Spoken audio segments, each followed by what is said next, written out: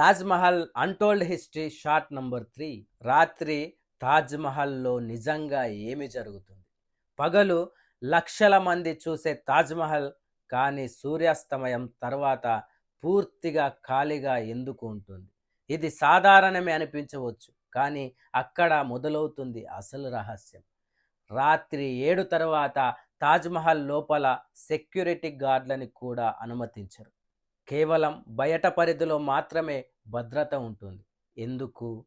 కొంతమంది మాజీ గార్డులు చెప్పిన షాకింగ్ కామెంట్స్ ఏంటి అంటే, అర్ధరాత్రి సమయంలో అడుగుల శబ్దాలు వినిపిస్తున్నాయట. ఎవ్వరూ లేకపోయినా నీడలు కదిలినట్టు కనిపించాయట. కొన్నిసార్లు మార్బల్ మీద తెల్లని ఆకారం జారుతున్నట్టు అనిపించిందని చెబుతారు.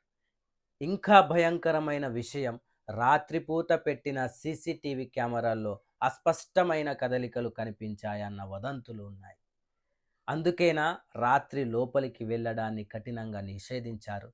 షాజహాన్ తన ప్రేమను ఇప్పటికీ కాపాడుకుంటున్నాడా? లేక అక్కడ జరిగిన వేదన, త్యాగం, మరణాలు ఇప్పటికీ ఆ గోడల్లో దాగి ఉన్నాయా? ఇది భూతకథన, మనసు సృష్టించిన భ్రమణ, లేక చరిత్ర మిగిల్చిన నిశ్శబ్ద నిజమా? ఈ రహస్యానికి శాస్త్రీయ సమాధానం ఏంటి? నెక్స్ట్ షార్ట్లో చూద్దాం. Subscribe for more untold histories.